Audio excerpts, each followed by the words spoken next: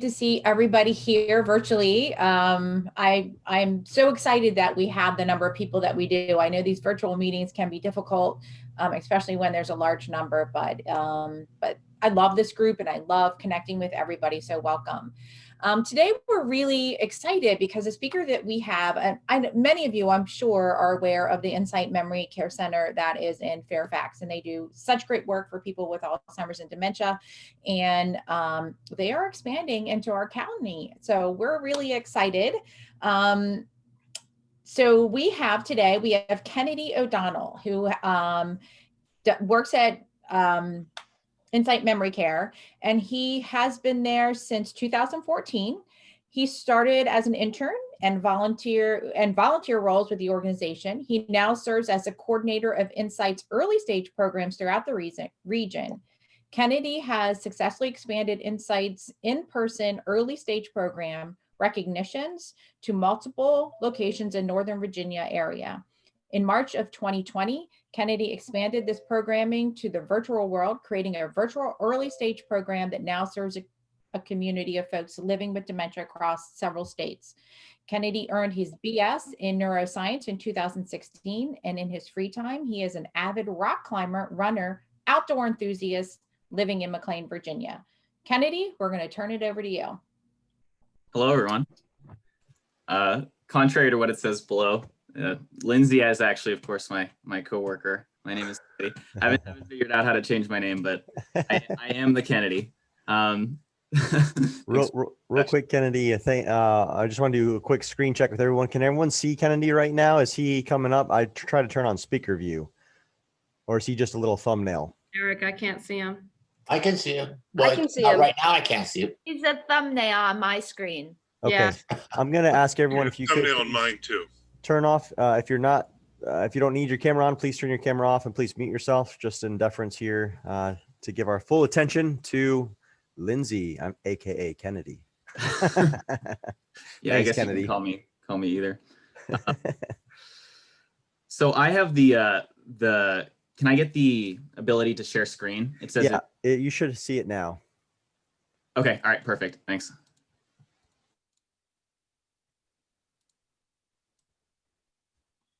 Give me a second, I'm going to pull it up. All right.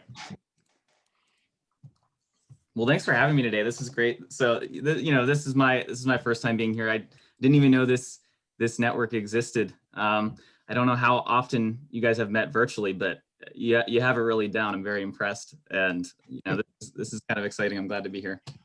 But I'm kind of more excited to be part of the breakfast portion when we're back to in person. So my name is Kennedy. I'm the early stage coordinator at Insight Memory Care Center. So my primary focus is on programs for people with dementia in the early stages. But I'm going to give you guys an overview of Insight. It sounds like a lot of folks are actually familiar with our organization, so I'll try to be brief on that. But my main focus is on presenting to everyone in Loudoun an opportunity to the community members. We're planning to extend our early stage programs to Loudoun, and right now, obviously, things are very virtual. So I want to focus on this virtual program that we've developed and explain that's the opportunity that we're extending to Loudoun, this virtual program. So I'll give you guys an overview.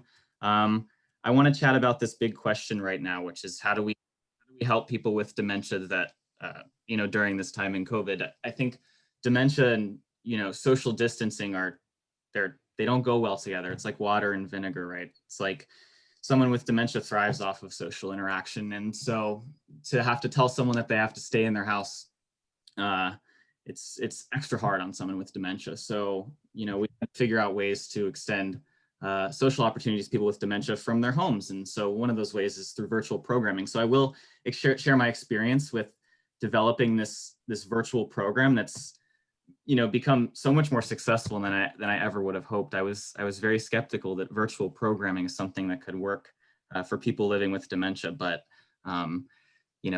after a trial over the past months, I'm very excited to try to really extend this opportunity to other communities, because I think it's something that's going to stick for a long time, even for when we're returning to in-person stuff completely. I think virtual programming fills a niche that I want everyone to become very familiar with. I mean, everyone on the call right now is very familiar with virtual programming, so just by being on the Zoom, so that's nice.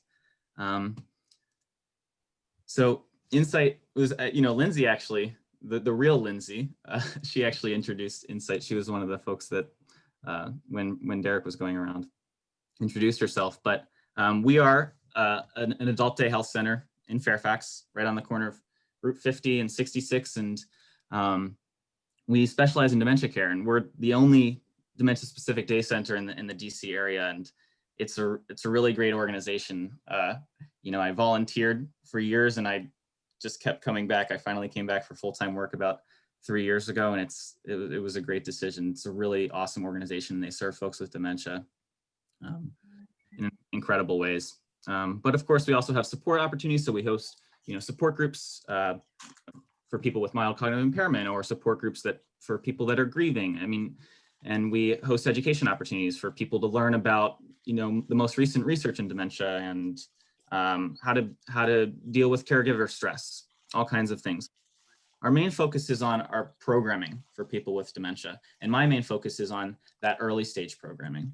So there's a couple different facets of our early stage programming. We have the Share Counseling Program, which is an early stage intervention program. We have the Mind and Body Workshop. We have Insight at Home, which is a new virtual program. We have Reconnections at Fairfax, which is an in-person program in Fairfax right now. And we have a Reconnections virtual program.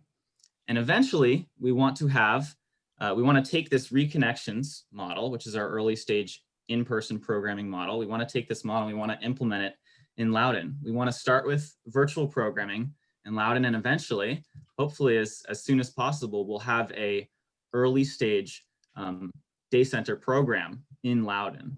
Right now we're looking at a lot of grants, and we're getting a lot of help with that, and it's really exciting. I think it's something that's going to happen very soon, that we're going to have these day center programs in Loudoun for folks that are in the early stages of dementia.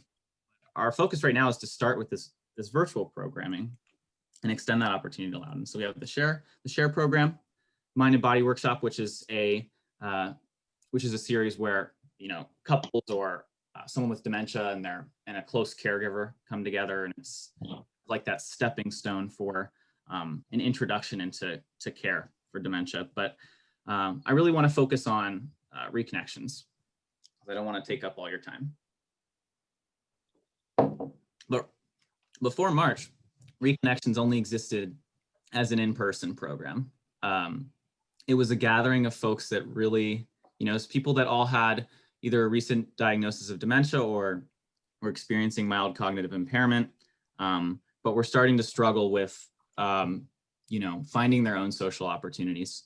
So this is people that are in the early stages that understand the importance of socialization and want to find a community of people that they can share experiences with. So these are some folks that drive themselves to the program. They range anywhere from 50 years old to 90 years old, because we know that, dementia is a very dynamic disease. You can be 50, 90, and you can still be in the early stages. It's a different process for everyone. So it's a very dynamic group of people, but the core similarity is that everyone really wants to be there. They're there to socialize and keep their brain active, and to meet new people, and to have fun, and to laugh and deal with my horrible jokes. So we focus on all kinds of things: reminiscing, listening to music. We do stories. Everything you would imagine sounds exciting and is suitable for someone that is an older adult and has dementia and wants to have a good time. So in March, I was out rock climbing in Kentucky, and I started getting emails that we were, our center Insight was, was being affected by this pandemic. And in March, no one really knew what was going to happen. We thought if we were going to close, maybe it was just going to be for a couple weeks.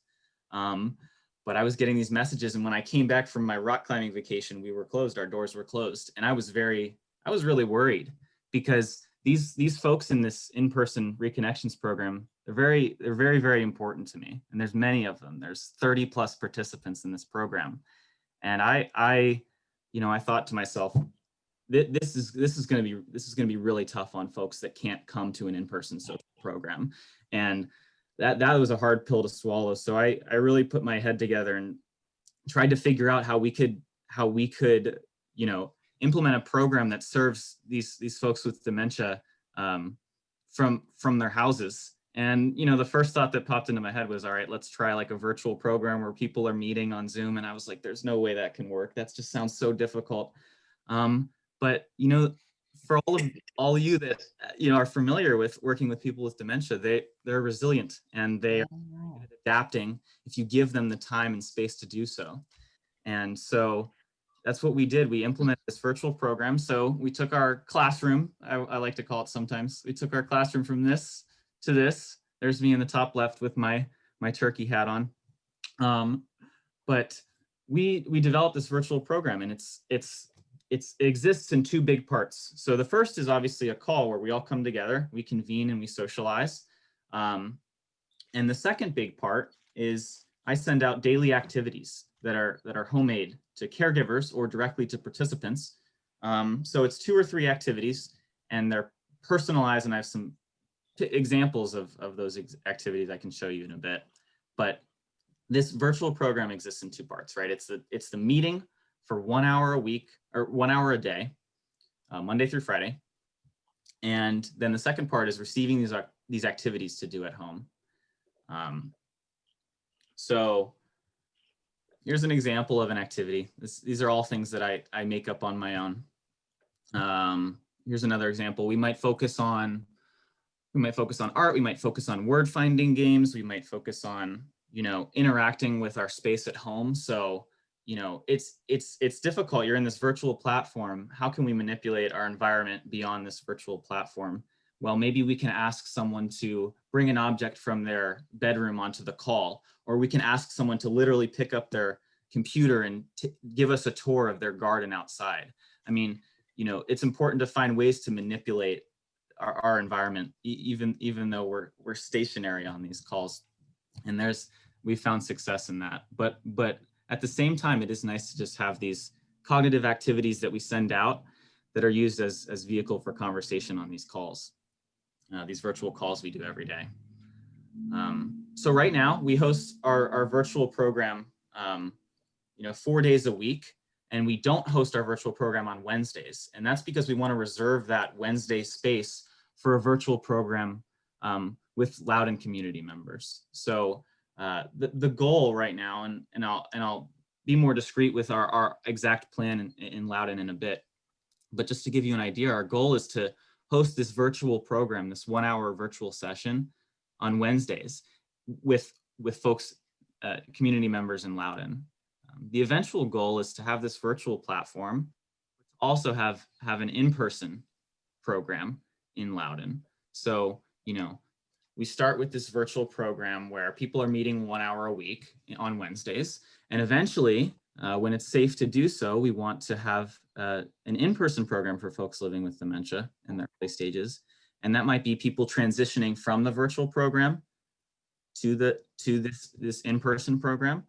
Might be a combination of people continuing only with virtual programming and people just wanting to do in-person programming. But the eventual big goal is to have in-person programming and virtual programming on Wednesdays in so we want to incorporate additional elements into our virtual calls. So we'll have guest community speakers, musical performances, all kinds of things. We'll share photos. So it's really about just having it's about having a day that's fun and keeps your brain active. Right.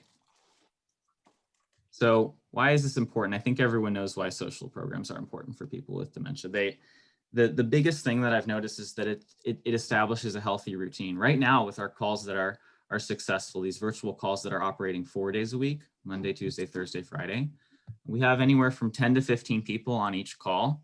And this virtual call has become an integral part of their weekly routine. They know that they have some things to do from home So that might take a couple hours, and they know that the next day they're going to get on call and they're going to see some friends, but they're also going to have to, be really on it. You know, they're going to have to be very active and thinking. And these are things that really, delay the decline for someone with dementia. So it's very beneficial on a personal level for a lot of these folks. And I think they recognize that. They know that this is something that's helping them.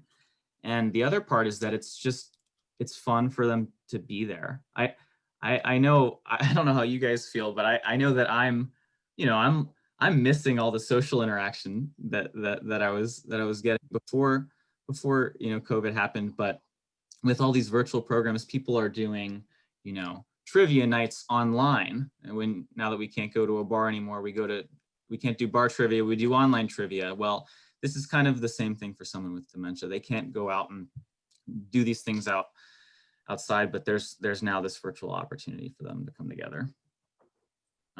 So who is the ideal Reconnections participant? Who might want to join this new Loudoun virtual program? It's someone that was either recently diagnosed with dementia, that has a formal diagnosis, or someone that doesn't have a formal diagnosis but might be experiencing cognitive impairment, and wants to seek a social opportunity. It's someone that feels comfortable participating in conversation, someone that enjoys reading and writing, because that is a main focus of our program. It's someone that wants to be a part of a social community, to expand their social community. And it's someone that tries out the group and enjoys it. I know that there is always a place for pencil and paper assessments. I think they are important, but I think when it comes to determining whether a social community is a good fit for you, I think just having a conversation with me or one of my colleagues is a way to figure out if this is the program that's right for you. So just to recap, our goals for Loudoun are to host a virtual session 1 hour each week on Wednesdays. We want to do this as soon as possible. So we have some interest right now, but we want to garner enough interest to actually roll out this program. And we don't have an exact timeline, but I'm happy to do this. I'm happy to do this as soon as, but we just we need the people to do so. Eventually, these folks that are enrolled in Loudoun's virtual program will have this opportunity to meet in person.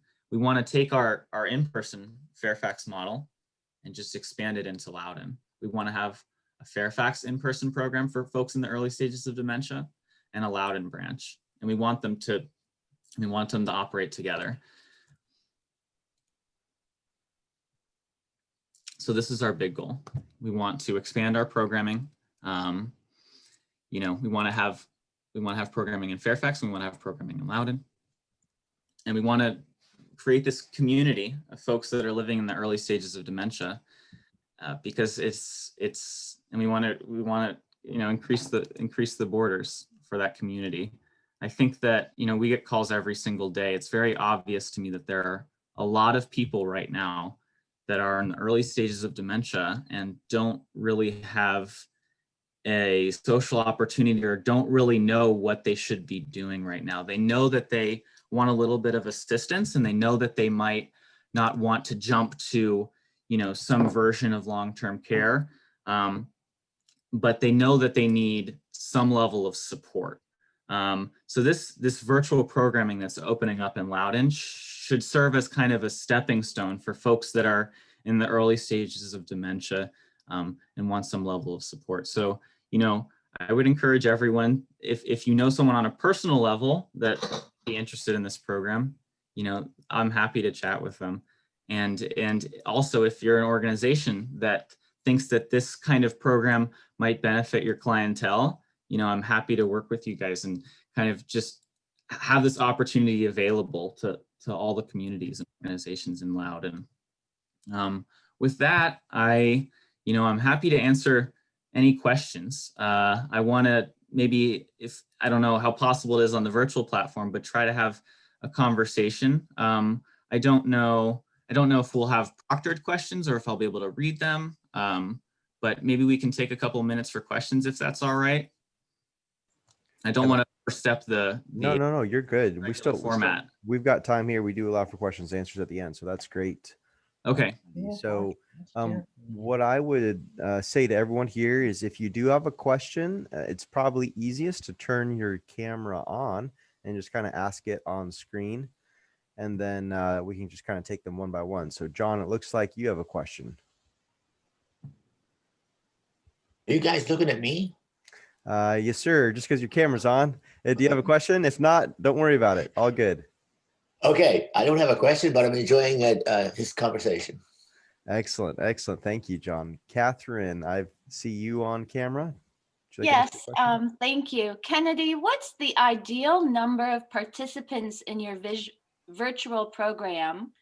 And is it just the person with the impairment that is participating, or are they participating 2 people per screen in your program? So the caregiver along with the person with the impairment. Thank you for taking my question. Thanks. Yeah, both good questions. The first was, what is the ideal number of participants? There is a sweet spot, but there's also a nice range that would feel comfortable. So we want to roll out the program with a minimum of 4 participants. And right now, I feel that, you know, after working with this group for 3 years, I've found that, you know, somewhere around when there's one person facilitating a group, I would say that, you know, anywhere around 13 people is a good number. So that sweet spot of a good group would be like 10 to 15 participants, where it's just enough where the conversation is kind of constantly moving, and just enough where the community feels, you know, grand for these people. And their second question, remind me, Catherine. Is that with the caregiver? So is Right. it 2 people per location on their screen? So we've managed that it's just the participant on the calls. So there is, you know, I would say about half of the participants right now, they log themselves on the call. It was difficult at first, of course, but we've been doing these calls for 7 months, to the point where a lot of these folks know the routine. They get on their computer and they click the same link every single day. It's just present for them.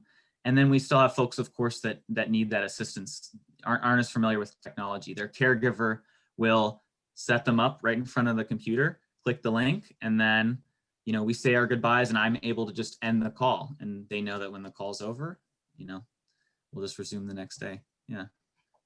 Thank you. Sure. We have a couple questions here in chat, but I did see someone else's camera on. So if Paul, why don't you go ahead next? Now, many of us come in contact with people in all stages of dementia. Can you please go back and review what the profile of the ideal person would be that would join the group and be, you know, how can I say this, a beneficial participant in what's going on? Yeah, absolutely. So, and I should mention, you know, our goal is eventually to extend these virtual services to, you know, the early and moderate stages of people in dementia. We have a program called Insight at Home that I couldn't speak on as much right now, but it is a virtual program that's available to people in the more moderate stages of dementia or would need a smaller group size. But for the Reconnections program, and the one that we are rolling out for Loudoun right now, the ideal participant is someone that, you know, there's no age restriction. And I think it has everything to do with cognitive ability and sociability. So someone that is cognitively fit would be someone that still has the ability to read and write, doesn't have any issues with, you know, activities of daily living. So they're, you know, it's interesting. It's actually a little bit different with the virtual program, right? Because when you're on the computer, if you have issues with mobility, but you're very cognitively fit, it doesn't matter if you have issues with mobility, like it might in an early stage program that's meeting in person. So I would say the emphasis for a virtual program, for someone that's looking to join is someone that's cognitively fit and someone that has those conversation skills to recognize social cues, knows not to, knows not to interrupt, or has an easy time kind of following one person's voice and attaching their voice to a face. But I think mostly it's folks that are really interested in joining a social community and still have those communication skills to, kind of operate in a pretty fast-paced environment that might not be as conducive to, folks that are in the more moderate stages. It might be a little bit more frustrating for someone if they have a lot of word finding issues, heavy word finding issues. That might be this early stage program might be a little frustrating for someone like that.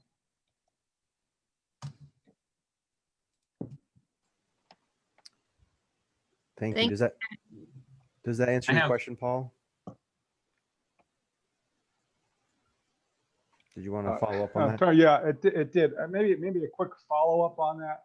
Yeah. We have we encounter clients who sundown, and during the day they are, I'm going to say 80%, and then 4 or 5 o'clock at night, the decline happens like almost falling off a cliff. Yeah.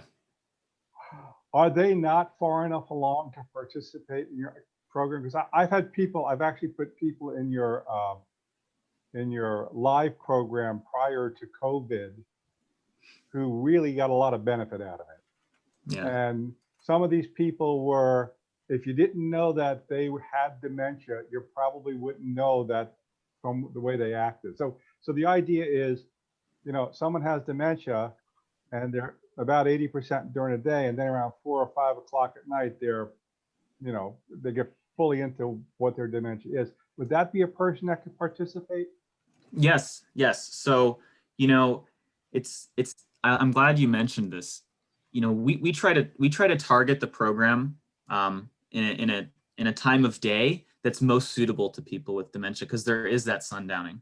So right now we operate the program deliberately from 11:30 a.m. to 12:30 p.m. because that's a time that works for people with dementia. It's in my personal experience, it seems like a kind of almost like the peak hours for someone's cognitive and social abilities. But I've also had reports of, from family members that their loved one was experiencing those issues with sundowning, but because of this program happening up at 11:30 a.m. and lasting for an hour, when they're on that program, they might not see as drastic sundowning issues that day. So yeah, I think if someone has issues with sundowning, and a lot of the folks in my early stage program, it can get pretty bad, right? I mean, even for someone that's in the really early stages, they might become very disoriented by 4 p.m. when the sun starts to just slightly go down.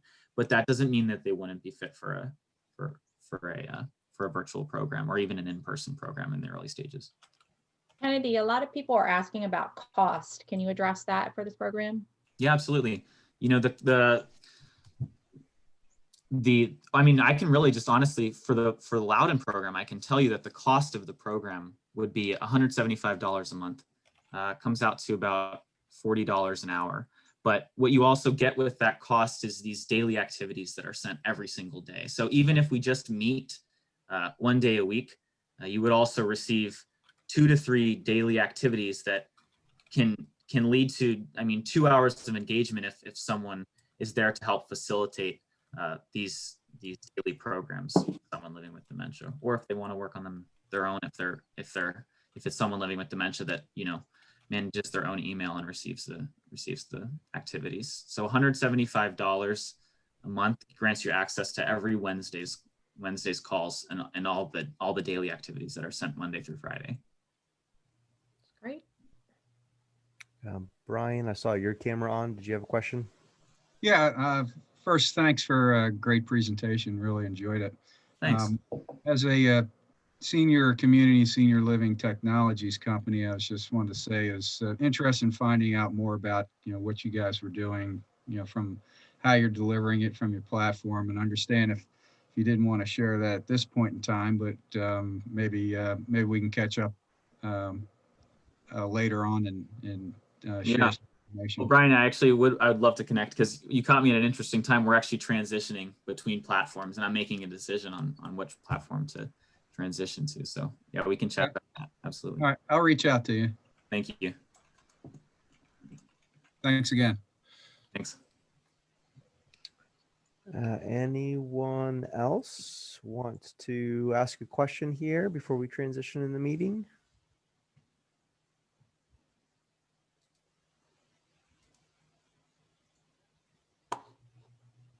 Okay, if not, feel free to continue to drop your chats either publicly or to Lindsay directly. And I'm sure either Lindsay on the call would be able to help either you with Lindsay your will question. Colleague Lindsay or fake Lindsay. Yeah. That's awesome. Well, thanks, guys. So No. Derek, this is Peggy, and I, for some reason, can't turn my camera on because you have turned it off. You should be able to now. Okay. Yep. All right. Welcome. Thanks, Kennedy, for that. This meeting has been recorded as well, guys, and we'll make that publicly available on our Facebook page and YouTube channel. All right. So everyone, so for those of you who don't know, we have, if you